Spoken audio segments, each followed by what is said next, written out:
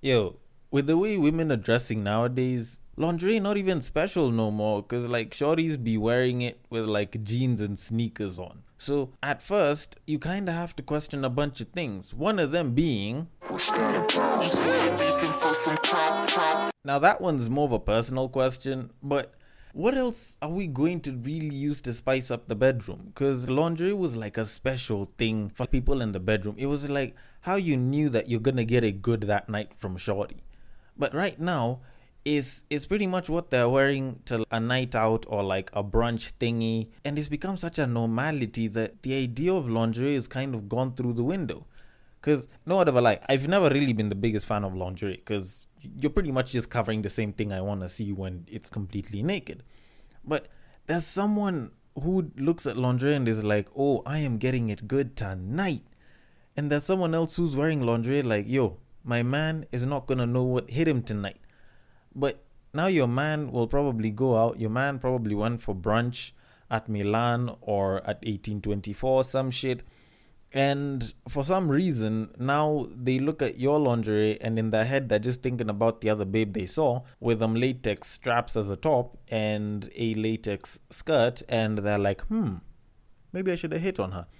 But, anyways, we will go back into that whole normalizing things that should probably be in closed door situations a little bit later. But for now, we have to start this podcast properly because there's that new soundtrack in the background and I usually like it when it comes on. So, welcome to Break Time on West Side, your number one break time podcast, coming to you from Nairobi, Kenya.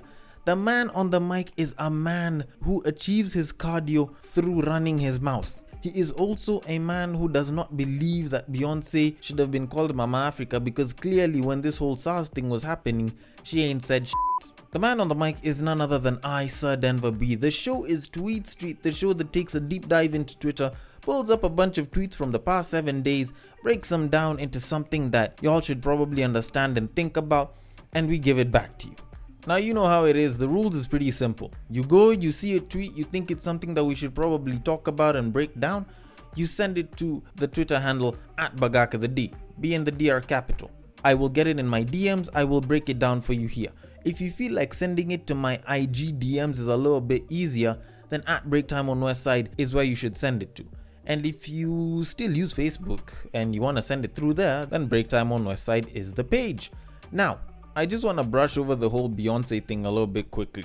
Personally, I honestly don't give a shit whether she says something or she doesn't. But when you look at how she was really all for the whole, oh, you know, we need to connect to our roots, oh, Africa this, Africa that, and she really pushed for that album, a lot of people were talking about how she's embracing her roots. And I tried to tell people, this woman is a culture vulture. She's just profiting off of culture that isn't exactly hers. Woman is from the US of A. Like there's nothing that she has to do with Africa. So when the people of Africa actually cry out for help and request for the world's support with trending hashtags such as the hashtag #EndSARS campaign running, everyone else chooses to run in. Rihanna checks in. A lot of these artists check in and bring the hashtag #EndSARS. Hell, even Lewis Hamilton was on it.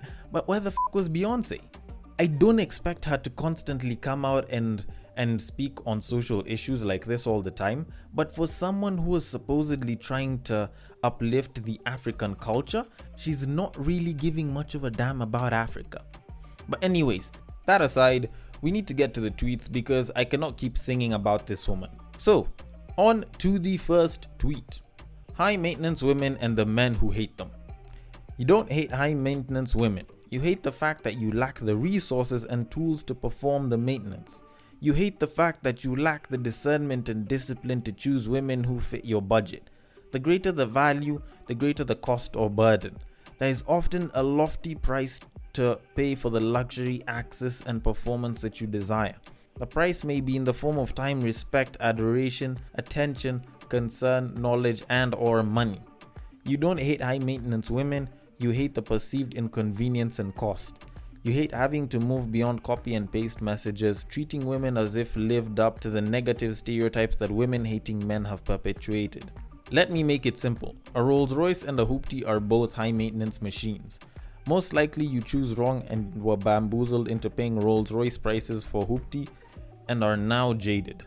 Or you wanted to get something for nothing and ended up with nothing for something. Stop confusing a high maintenance woman with an undeserving, underperforming, and unqualified woman, and you won't have that issue anymore. Stop trying to do the bare minimum and you'll position yourself to attract and collect the maximum. Being less doesn't equal you getting more. In closing, a great and high quality woman is always affordable to a great man but never cheap. If you think that affordability is simply a money thing, stay for my next lecture. Step your game up. Thank you for coming to my Zaddy Talk.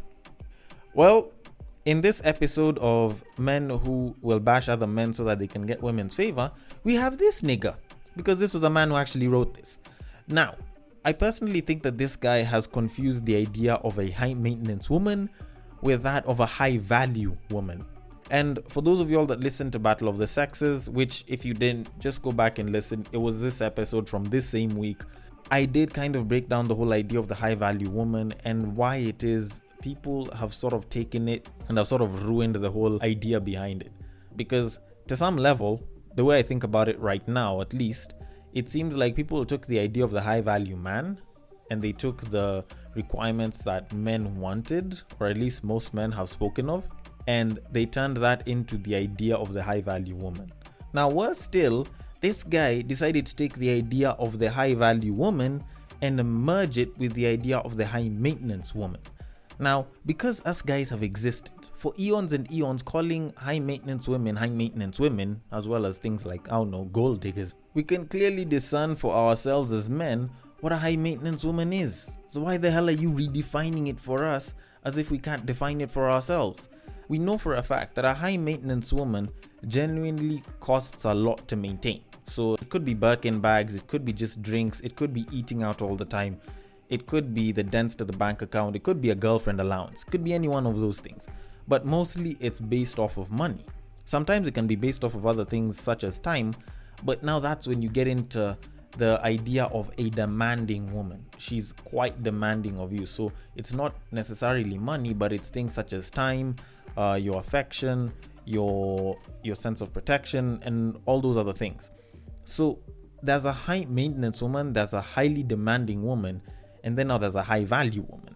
Now a high value woman doesn't necessarily require a lot of time or doesn't necessarily require you to constantly be there and provide her with money and shit. And that bit I can say is true. Having a high value partner doesn't necessarily require money.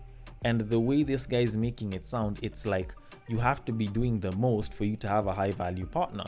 And yet some people have a very chilled relationship, which is almost like a best friendship with intimacy involved, which requires very, very little of this.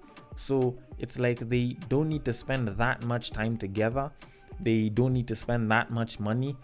It's almost like saying that for you to have a high value partner, you need to have a big bank account, a lot of time to spend, and know every single way to show affection to your woman.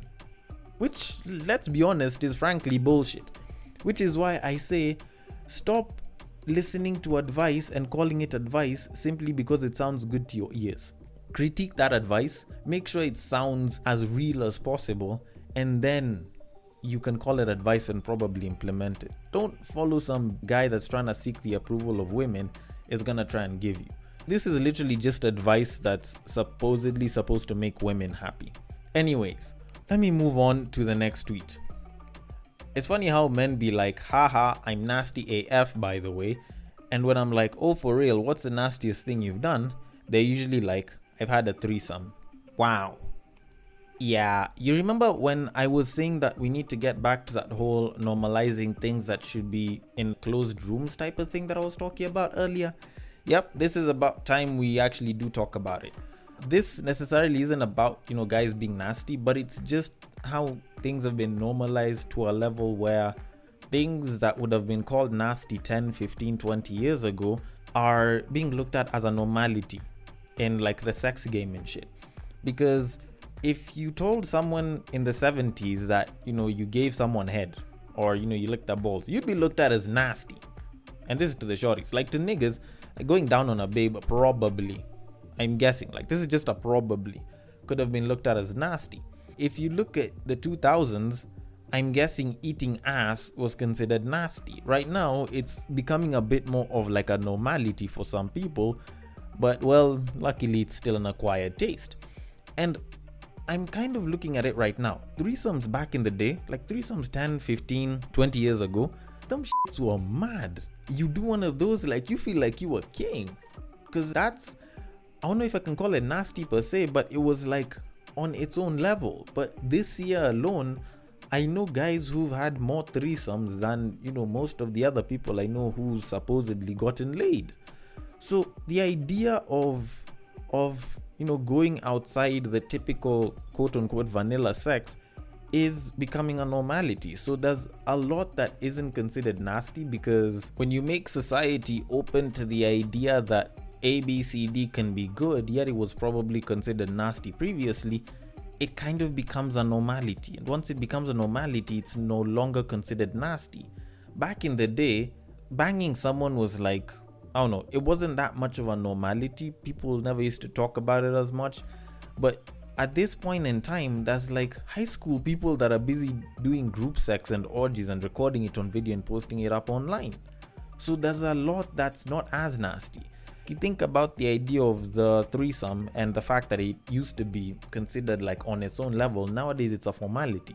Hell, it's technically like a variation of like vanilla sex in a sense. It's pretty much just vanilla sex most of the time, but with a third party involved. So to some degree, I'd probably say that nasty isn't a matter of the sex that you have, it's more of the language that you use. Because most of the shit that people will talk about and call nasty, it's not that it's actually nasty, it's just the language. Because you think about head, if someone decides to call it a slop top, if someone decides to call it fellatio, if someone decides to give it some kind of exotic name, you can make it sound nasty, especially if you're describing the motions. There's a way in which it can sound nasty, but in reality, it's like part of vanilla. It's almost like running through the motions. So nasty nowadays is just a matter of language rather than action.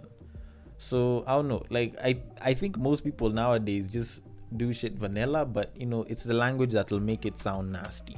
But anyways, on to the next tweet. Someone somewhere is referring to you as a mistake and a lesson. Moment of silence. Okay, let's look at it like this. Sometimes it's probably okay. I think everyone has to have had something or some things that they did in their past which weren't very good, and they probably ended up seeming like someone's mistake, or they probably end up being the mistake of someone else. Like, it's a normal thing. I think to some degree each and every one of us should be classified as a mistake, because I don't think there's anyone who's been righteous and has done good all through their lives. Because even when you're doing good, sometimes you have to do a little bit of bad for the greater cause. You get me? So it does kind of seem like a bad thing at first that someone's stating you as like a mistake and or a lesson, but on the other hand, I usually think about it and I'm like, it's probably okay. Like, it's a good thing, because imagine me being used as an explanation for simping. So for example, a babe is like, well, back in the day when Denver used to meet up with me and he'd compliment me every day whenever I'd get to the office, then afterwards he'd always be willing to take me for lunch, and he used to just try and treat me nicely. He'd even end up doing my work for me, even though he has a full stockpile of work. But it's not like I gave him anything. It's not like I let him split my cheeks. I didn't let him bang. I didn't let him do nothing. This guy just kept on doing it time and time again for free. Now that is simping. Now for you as a guy, you shouldn't be simping for me. If you want to get me, don't act like a simp. If someone gives advice like that, I'm perfectly okay with it. I don't mind being used as an example for that. If you want to talk about a mistake such as my time dating you, then by all means use it. I think we all had shortcomings. I think for the relationship to have ended, there was something that was clearly wrong. Sometimes the person was one of the people who was clearly wrong. Sometimes that person is you. So that probably shouldn't be that big of an issue with you being used as a story so that someone can point out the mistake and the lesson. Because I think we all make mistakes. Part of living life is being the mistake and making a few mistakes here and there. Just don't make all of them thinking that it's the only way to live life. Just try and be a better person. Even though you're being used as a mistaken lesson for your own life, just take it positively, move along with the stride. And if you really think that it's that bad of an issue, stop giving a damn about it. Anyways, on to the next tweet. Babes like to tell us how long to last in bed, and the last time they were in some pussy was when they were being born. Man, this shit is not easy for us. Well, I actually kind of agree with this, because to some level, I don't think babes understand that sometimes the coochie is a little too bomb. So it's like you go in and like 30 seconds later, there's nothing holding you back. So, it just comes out. It just came out. It wasn't my fault. It's not like I could stop it. It just happened. And it came out, and now I have some form of post-ejaculatory remorse or something of that sort. Maybe my mind is opened up and I realized that I only wanted you for the booty. It's one of those things that is like a male phenomenon, and in any case, according to science, we're not even supposed to last that long. Ladies actually last longer than men as per statistics, because the average man lasts about 7 minutes per round and the average woman lasts about 20. Now, of course, there's guys that'll go on for hours, and then there's guys like me who you'd much rather go and like put food to warm in the microwave, and by the time I'm done, the food is still warming. It's a normal thing for guys to not last long, and if anything, it's a compliment to your body.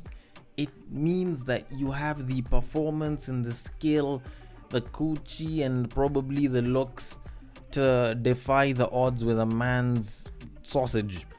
And if you feel like that's too big of an issue, then just wait for the next round. It's not like this guy will nut in 1 minute and then wait for another 2 hours before he can go back in again. Most people who finish quickly can go back in quickly. So it's almost like halftime in a sense, or like quarter time, considering that this guy might need to go for the bare minimum of 4 rounds before you're actually satisfied. But then again, it means that you guys will get to do foreplay more than once. And think about it like this. A lot of you ladies actually do get off from foreplay. You have said time and time again that really good foreplay is sometimes better than the actual penetration work that my homies are supposed to do. So guess what? If this guy gives you more foreplay, you'll probably end up getting off from more of that foreplay than even the 1 minute that he's in there. So the 1 minute is for him, and the other 10 minutes of foreplay is for you. Maybe you might want 30 minutes of foreplay. But then again, I'm not sure there's that many of us that can make out for that long. And at this point, this is when I'll probably tell you, if you are single, then probably you should have an option B, just in case option A takes this little time in doing just about everything. Because when you think about it, the 10 minutes of foreplay plus possibly 2 minutes of removing clothes, because I'm generous with time like that, and then 1 minute of going in and out, well, I don't think this guy will actually clock the 20 minutes. But then again, he can always repeat it a few more times. And if you don't like it, then you can call option B. And hopefully option B will last for hours, because clearly the other guy does not last longer than a trailer. But anyways, that being said, IG handle is at Breaktime on our side. Drop a DM, leave your feedback, leave a comment, leave your sense of appreciation there. On Facebook, it is at Breaktime on West Side, and on Twitter, if you want to slide into my DMs, it is at Bagaka the D. The B and the D are capital. Thank you so much for listening, and I will catch you guys on the next break. Take care.